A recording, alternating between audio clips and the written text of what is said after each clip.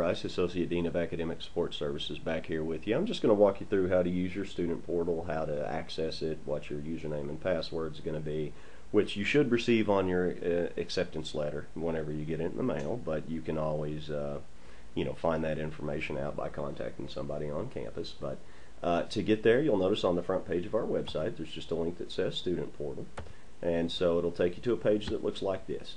Now your username is going to be your last name and usually 5 or 6 numbers.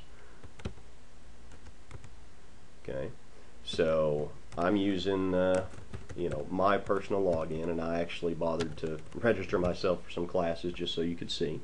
So make sure the first letter of your last name is capitalized, and your username and password is the same when you first do it. So just log in. Okay, and when you log in, it's going to look like this. You'll notice it says, "Hey, it's me." The current one is, no, I don't want to remember that. So current one is 2014, so that's the semester that we're in right now. Here in the middle of the page, you'll see that there's a bunch of student portal news. This is the information that we think that you're going to need, that's going to be important for every student, like the schedules. You can see the sections, final times. You can also see some stuff that I do, since I also oversee the library, is passwords and online resources and those kind of things. So on the right hand side of the screen, when you log in, if you are correctly registered for classes, you will see a list of the various classes that you are in. Now, I just registered myself in these sample classes. I'm obviously not taking anything because I've already spent 10 years in college and I'm tired now. So, but you can click on the individual classes, and it takes you to a page that looks like this. That'll have course information, course documents. A lot of you always call and ask, "Hey, what textbooks do I need?" Well, in each class there's a link that says textbooks, and you can see what's required for this class. And not only does it tell you the title, the author, all that kind of stuff, whether it's required, but it also will give you the ISBN number if you need it. So you'll see that Math Excel you have to have for this. The calculus book you don't have to have for that, but if you want it, you can buy it. Okay, so anytime you can click back on My Courses, or you can go back to the home page, and it'll take you back here to the front where you can see all this other stuff. So you can see biology, for example, and here's a long list of, you can look at the course information, and he didn't post anything in there at this time. Course announcements, if there's anything important, hasn't done that yet. Okay, but underneath course documents, you're going to find a lot of important stuff. Not only are there lectures that you're going to have, but here's your syllabus for the entire class. So whenever you click on that, it's going to tell you, okay, here's the breakdown of the grading, here's everything that you're going to need to know for the class, here's what I expect from you, whether cell phones are allowed, attendance policy, those kind of things. So you need to be aware of that. So I've gone everywhere except the U.S. history. So okay, so you can see, and I just clicked on when the course is actually going to meet. Here's the faculty contact information. Okay, so a lot of you are like, well, I need to email my professor and I don't know how. Well, sure you do. All you have to do is click on the information there, and you can get it. If for whatever reason the faculty member hasn't posted that, you just go to our website, click on the Inside FPC tab, and right here there's an FPC contact and information directory, and it's got everybody that works here alphabetized by last name. It gives you their phone extension, and it also gives you their email address. So you can always access this as long as you've got the internet. Okay, but everybody's email address out here is the same. It's first initial last name at fpctx.edu. Okay, so you can take a look at some of this stuff. There's some other things on the left hand side that you may need over the years. Document tracking, if you have the appropriate things to register, it should show up there.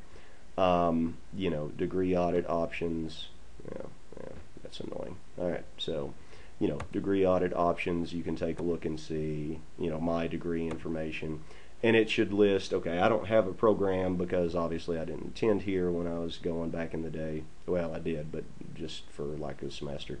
But you would take a look, and you'd be able to pick whatever it is, and it'll show you the list of all those kind of things.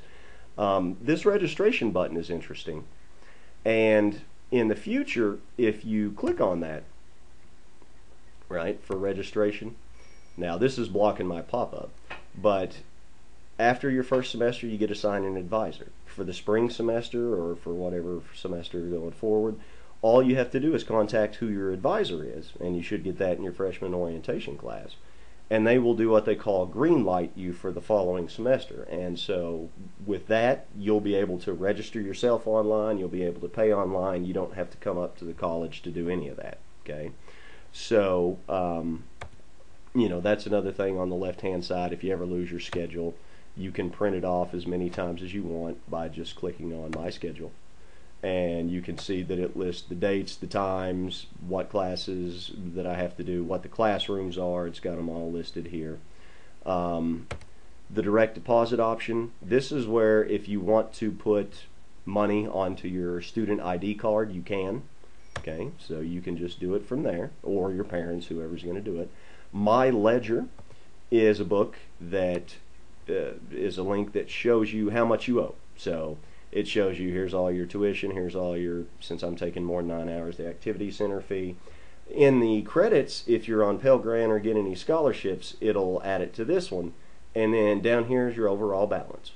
And that tells you how much you owe. If it's in parentheses, you're getting money back. If it's not, like this, I owe $1,108.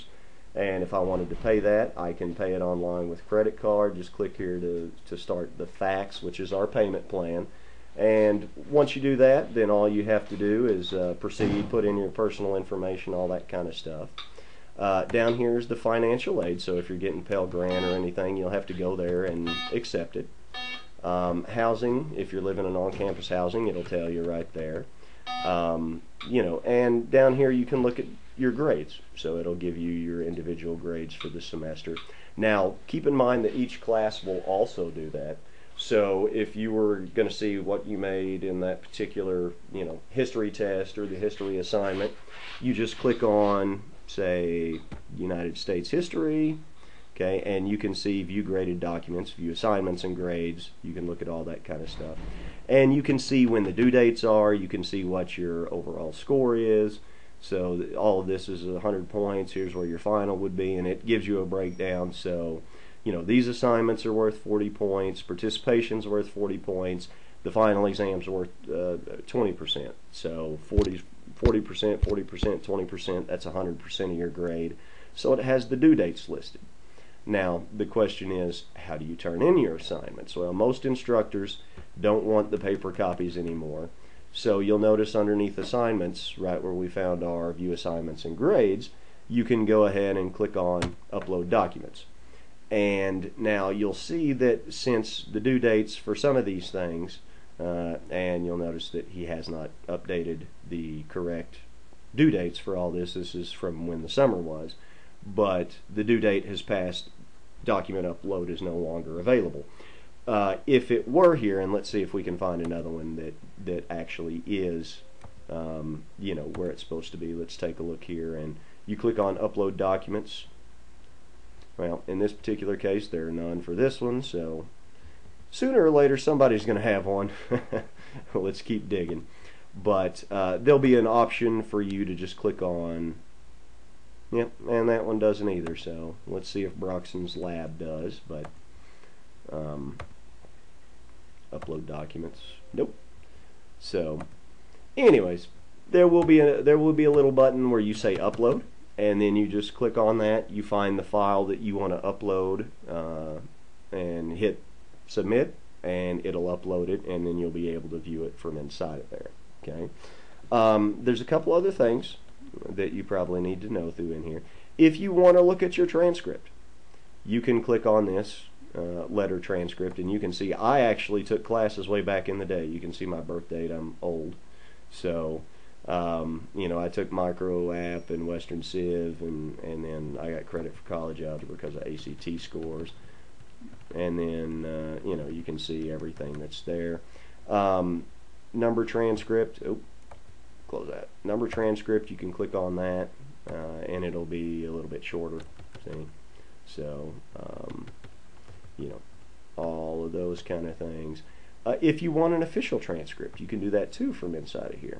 So it'll redirect you to this, and you just put in all your personal information.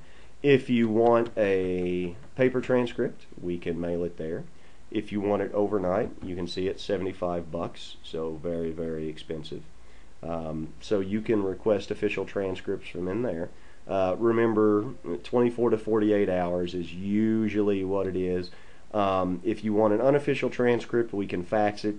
That takes a little time as well, so these things aren't just going to be instantaneous like that. So, keep all of those things in mind. So, one of the things that students ask quite a bit, and, all right. Anyways, you can, take a look at the calendar if they've posted anything. Sometimes they do, sometimes they don't. But you can change your password to whatever you want. Now, I'll go ahead and do that just so some enterprising student doesn't decide that they're going to try to get into my account. Not that there's really anything in there. But, so...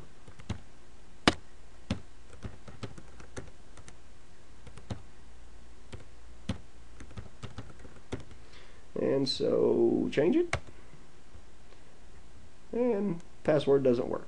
Okay, so I guess you can see it's one of those annoying things, one uppercase, one lowercase.